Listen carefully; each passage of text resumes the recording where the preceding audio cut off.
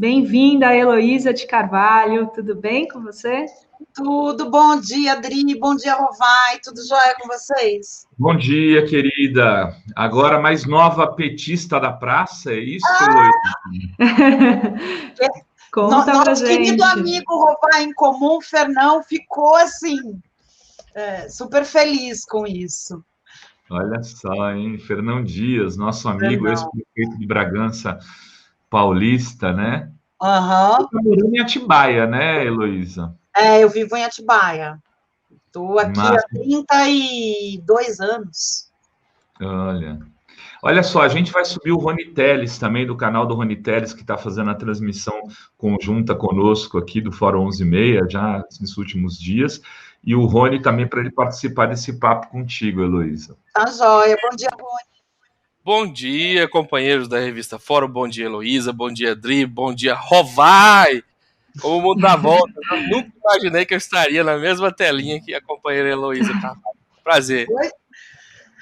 É? Heloísa, eu queria que você contasse um pouco dessa história aí, como é que foi essa sua decisão de se filiar, se você tem alguma pretensão eleitoral, se está pensando em alguma coisa nesse sentido, enfim. Eu queria te conhecer essa história um pouco melhor e para depois a gente falar um pouquinho sobre o assunto principal aí, né, sempre quando a gente se encontra, que são as estripulias do seu Papis. Exato. Quem não sabe é o Olavo de Carvalho, gente. Quem tá, a gente não falou. A Heloísa é filha do Olavo de Carvalho, né? Mas fala, diga, Heloísa.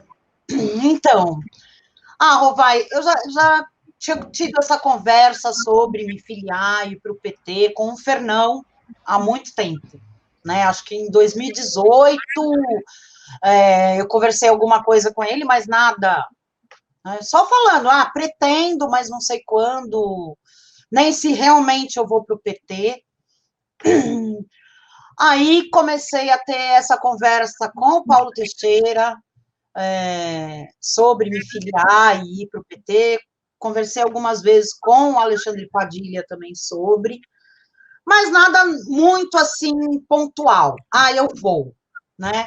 É assim, né? E de repente eu no PT, eu me filiar, eu tenho pretensão. Nunca tive, Rovai, antes de 2017, pretensão política alguma, né? Apesar de ter trabalhado muito em campanha, conhecer muitos políticos, mas nunca tive, não. Mas de 2017 para cá, a minha vida, né, a terra plana capotou, né? E daí eu comecei a pensar em novos horizontes. Bom, a decisão de ir para o PT. Por quê? De todos os partidos de esquerda, e eu tenho amigos em todos, né? O PT é o partido que eu mais tenho afinidade com as pautas. Sempre tive, sempre votei, né? Não digo que a minha vida toda só votei em petista, a minha vida toda só votei em esquerda, isso sempre, tirando um caso de exceção, mas que foi um vereador municipal aqui na eleição passada, nas eleições municipais, e as pautas, as pessoas, os grandes amigos que eu tenho dentro do PT, que não são amigos de ontem, né, coisa de 20 anos, 30 anos, é muito tempo de amizade, são pessoas que assim, conhecem o meu caráter, a minha personalidade, o meu jeito, tipo o Fernão, né, minha amizade com o Fernão tem 20 e tantos anos, quase 30, e trabalhei com o Fernão, ele sabe, assim, como eu sou, quem é a personalidade, Heloísa. E daí, domingo, já estava agendado a minha vacinação para segunda. Domingo, eu estava conversando com os amigos de esquerda e falando sobre a pandemia, sobre o bolsolavismo, e pensando, né, nessa questão de que rumo, né, e quando eu tomaria a decisão desse rumo na minha vida. Daí eu falei, poxa, nada mais simbólico para mim do que no dia de tomar a minha primeira dose de vacina. Por quê? Por conta de toda a campanha que o Olavo faz anti-vacina, desacreditando na pandemia, fazendo chacota das mortes, né, os ataques à China, que causou todo o problema, né, dos insumos, da compra de insumos para a produção de vacina. Falei, poxa, é muito simbólico para mim essa filiação nesse dia. E daí me vacinei, voltei, já fui vacinada com o propósito de voltar a sentar aqui no computador e fazer a minha filiação. Me vacinei, voltei, sentei, fiz a minha filiação. Mandei para o Paulo Teixeira antes de publicarem qualquer coisa aí na mídia. O Zambarda já sabia, porque eu já tinha conversado com ele no domingo, e dei a exclusiva para ele sobre tudo isso, né? Isso, e agora vamos para novos rumos. Claro, tenho pretensão, né, de cargo político, óbvio que eu tenho. Não sei quando, não sei o que vai ser, talvez a próxima eleição, ou talvez não, né? Isso não depende da minha vontade, é uma questão agora, né, de conversar com o partido e ver as possibilidades e aonde eu posso, né, neste momento, ajudar mais o partido, se é, de repente, me candidatando ou ir trabalhando, né, já tenho uma bagagem de trabalho com campanha eleitoral, né, de anos, isso não é de hoje, mas sempre foi como voluntária, né, aquele trabalho de formiguinha, sem muitos alardes, nunca fui de alardar muito nada, e isso, né? Legal. Fica à vontade, Adri. Não, eu ia perguntar o que você acha que seu pai achou disso, dessa filiação ao PT? Bom, deve ter surtado, né? Cuspiu fogo pelas ventas, né? Já acabei de ver um Olavete lá. O legal é, eu adoro rede social, porque o povo marca, né? E marca e eu vou lá. E acabaram de me marcar numa postagem no Twitter de um Olavete lá, nem vi direito quem é o Olavete, não sei se é político ou algo assim, e falando que Deus proteja o professor Olavo, que desgosto de ter a filha petista, né? E daí eu, muito obrigada, Olavete, pela divulgação, né? E publiquei uma grande estrela do PT, né, na página dele, que ele não vai ter como apagar, aquilo vai ficar para sempre. Ou ele apaga a postagem, né, ou a estrela do PT comigo agradecendo ele pela divulgação vai estar sempre lá, né.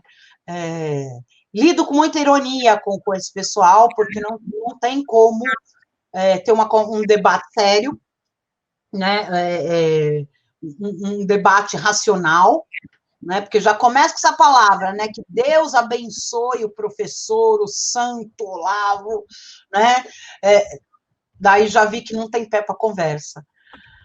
Ele deve estar muito revoltado, porque até então ele só tinha uma filha esquerdista, né, que ele já era público e notório, a minha veia esquerdista, né, nunca me chamou de comunista, porque não tinha nem lógica, nunca pôde me chamar de petista, porque eu realmente não era petista, né? Agora sim, né? Como eu disse ontem, eu virei uma jacaroa petista, né? Para desespero do Olavo e dos Olavetes.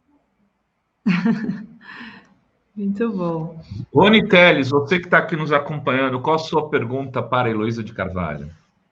Bom, eu tenho assim, salvado, eu não sei se o meu microfone tá legal, se estiver ruim, vocês avisem para mim, por favor. Eu também talvez um pouco baixo, mas tá ok, acho. Eu tenho um pai extremamente bolsonarista, melhorou, né? Eu tenho um pai extremamente bolsonarista, e nesse aspecto eu acho que a gente tem alguma coisa em comum, mas é muito pouco, porque o meu pai é uma pessoa que cresceu sem estudo, nunca leu nem escreveu muita coisa, e quando eu olho para ele e fico com vontade de ficar com muita raiva dele, eu penso, cara, boa parte da capacidade que eu tenho de criticá-lo agora aconteceu graças a ele. Mesmo que involuntariamente a minha mãe vai botar na escola e ele pagava, né? Então eu tenho uma certa tolerância, mas eu queria entender como é que é para você que o Olavo é um cara inteligente, o Olavo é um cara que raciocina. Talvez para o resto da audiência não saiba, mas eu gosto de lembrar, eu tô aqui no YouTube, ainda que seja nos bastidores, desde a época dos fetos abortados em Pepsi, quando ele ficava tretando com o Pirula. Você lembra? Muito tempo. E assim, a gente já avisava, olha, se isso chegar à presidência pode ser muito ruim, mas a gente nem imaginava que poderia chegar, né? Mas como é que é? Como que foi a desilusão? Como que é ter alguém que raciocina e você não conseguir chegar no raciocínio? Você ainda sente vontade de mandar uns videozinhos para ele? Como é que é essa relação? Eu já desafiei ele várias vezes, né, para fazer aí, vamos fazer uma cariação, vamos fazer uma live aí, Olavo, né? A treta ao vivo e a cores, vamos lá, vamos que vamos, né? Mas ele não tem coragem, né? Na verdade, assim, desde 2017, quando eu me posicionei publicamente, né? Porque eu já tinha a minha posição em relação a todo o olavismo, mas era uma coisa que eu conversava com alguns amigos e nunca publiquei, manifestei isso publicamente. Mas em 2017, quando eu comecei a ver que a coisa ia ficar grande, né, e ia chegar aonde estamos hoje, claro que eu não previ pandemia, né, o que só agravou todo o discurso deles, né, e deu mais margem para eles.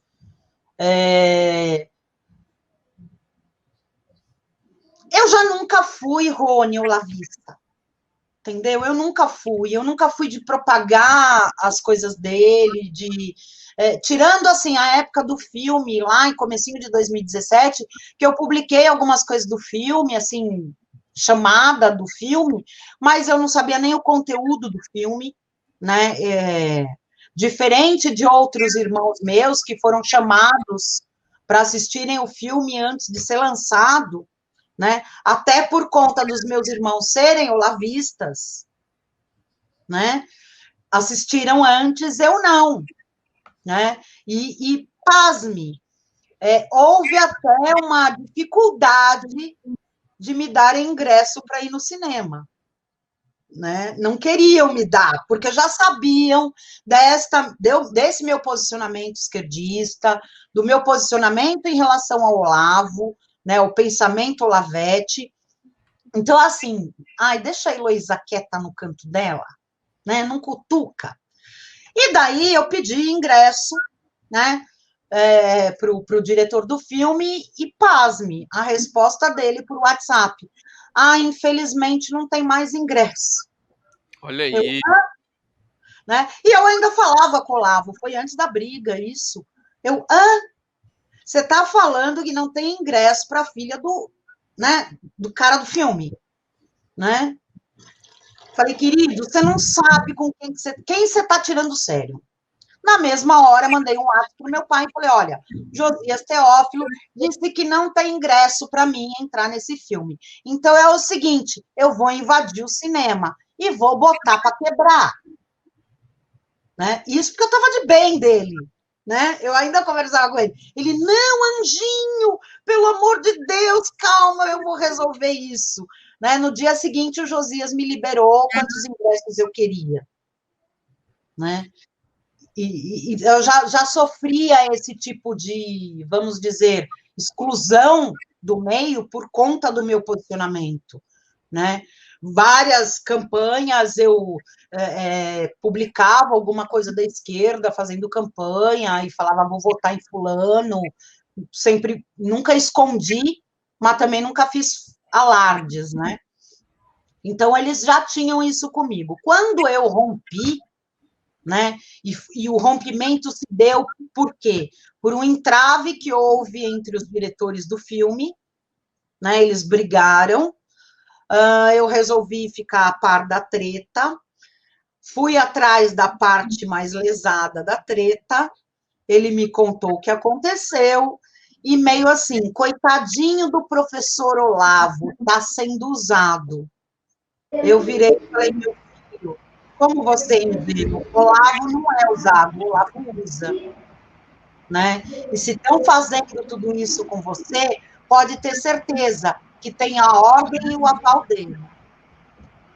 Né? Outra pergunta relacionada a essa, que assim, acontece comigo aqui também, eu queria saber se acontece com você, não precisa revelar nome, se você quiser.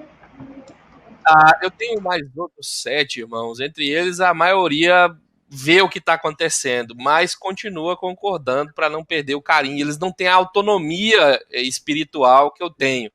Né? Acontece no seu caso? Tem outros irmãos seus que falam, não, deixa. Eu tenho 7 irmãos também, né? Eu sou a primogênita de 8, eu tenho 7 irmãos, né, dos 3 casamentos do Olavo. Todos os meus 7 irmãos são olavetes de carteirinha, né, desde útero, né? Eu não posso nem falar que são desde criança, são desde útero.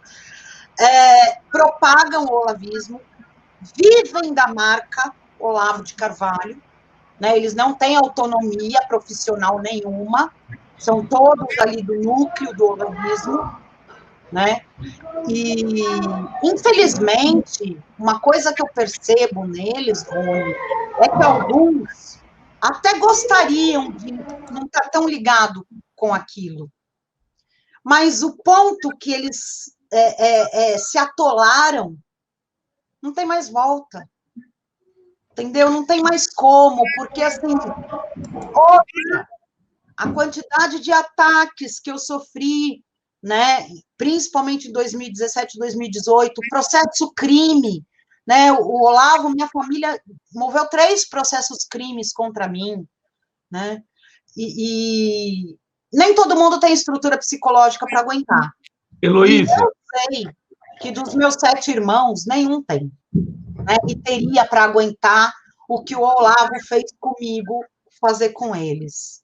Heloísa, eu queria falar de um outro episódio que você se envolveu e que, de alguma forma, jogou luzes sobre uma parte da história do bolsonarismo, né, que é o episódio do Queiroz estar escondido na casa do Acef. Depois daquela sua denúncia, quer dizer, teve, de fato, o Queiroz foi encontrado lá. O que aconteceu depois disso? Teve alguma repercussão? Você foi ameaçada por alguém? Te procuraram? Você está sendo testemunha do processo? Alguma coisa aconteceu nesse caso? Não, eu não fui chamada para ser testemunha do processo, né? Não, ninguém assim da polícia ou nada entrou em contato comigo. Bom, ameaça, eu tive uma ameaça velada, né? De uma pessoa que, inclusive, me conhece há anos daqui de Atibaia, e veio e, assim, tentou, não chegou a ser uma ameaça, foi uma tentativa de constrangimento, né? E daí eu virei e falei assim, olha, querido, eu não tenho medo, né? Você sabe toda a minha história de vida, né?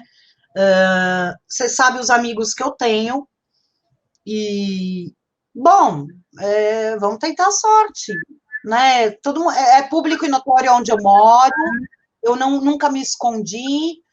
Claro, medo a gente tem, óbvio que a gente tem. Passei a tomar algumas medidas de segurança, né? Depois da história do Queiroz, porque eu sei com quem eu estou lidando, né? Até porque quase 6 anos, Rovai, trabalhando dentro de uma delegacia de polícia com o Fernão Dias, né? Seria muita ingenuidade minha achar que eu estava me metendo com pessoas boas, né? Eu já sabia do envolvimento todo com milícia e etc. Mas não teve, não, até porque eu acho que eles sabem que, assim, também eu não sou flor que se cheire, né? E quem se mete nisso não pode ter medo, realmente não pode ter medo dessa gente, porque senão daí se pira, né? Dri, temos aí comentários? Como é que estamos? Tem aqui um superchat da Gilca Pimentel, obrigada pelo comentário. Olha só, ela diz: queria ver uma jornalista enfrentando esse escroque infeliz das costas ocas, se contrapondo, falando Planalto virou um prédio por acaso.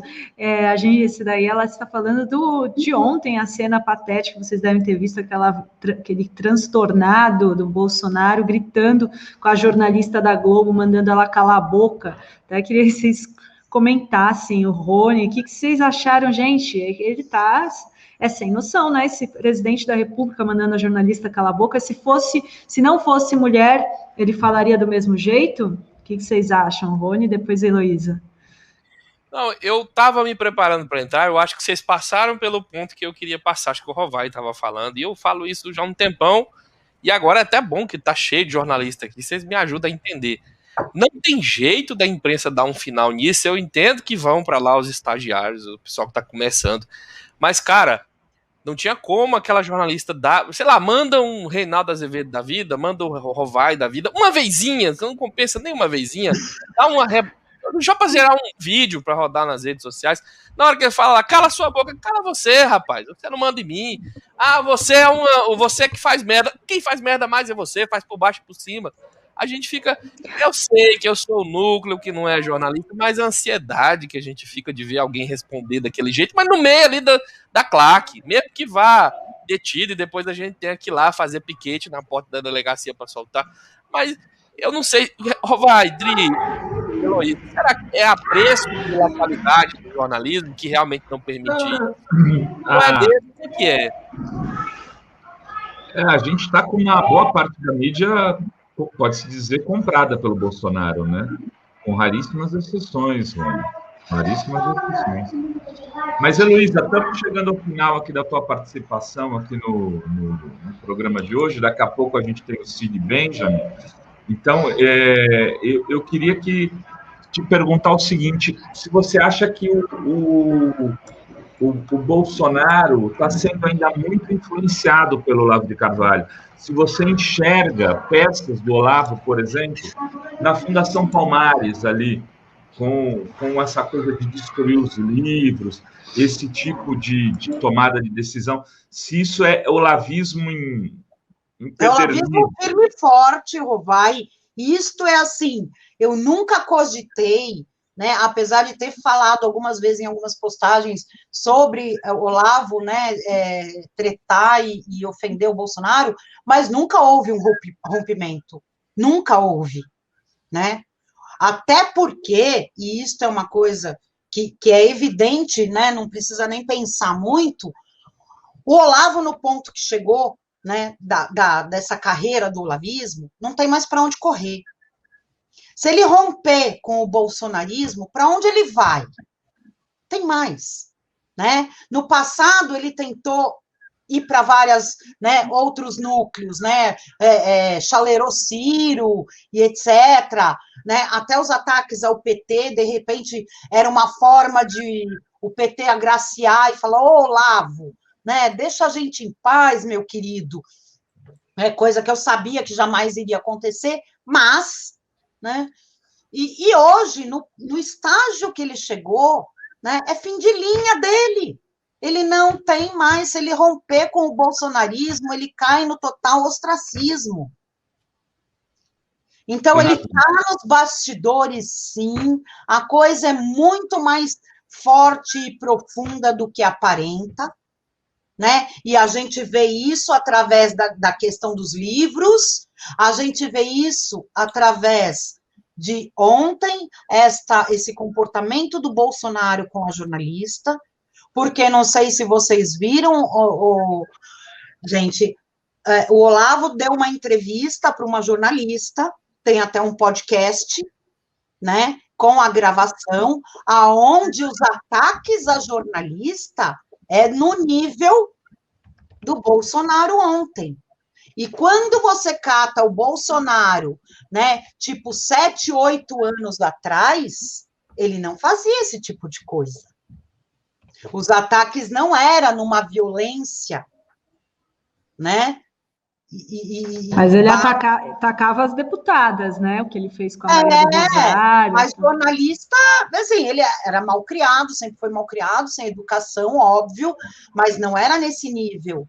Ontem, quando eu assisti aquilo, na hora eu comparei a esse ataque, né? A jornalista foi lá na casa do Olavo nos Estados Unidos, entrevistou, e assim, ela foi enxotada, né? Quem, não sei se eu posso falar o nome aí, Rovai, a Letícia Duarte, né? Ela foi lá fazer uma entrevista, ela foi enxotada, assim.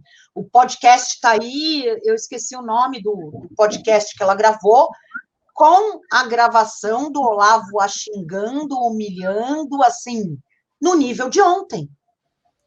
Então, o modus operandi, a imitação, está sendo enorme. E este comportamento imitativo que eles têm entre o núcleo sectário é tão grande que você viu que ele tirou a máscara, a Carla Zambelli pegou e tirou a máscara. Uhum. Né? Então, é uma coisa louca demais, né? E é tudo imitação a quem? A cúpula. Porque quem não acredita ainda hoje que Olavo está lá no topo da pirâmide, comandando toda esta estrutura sectária do bolsonarismo,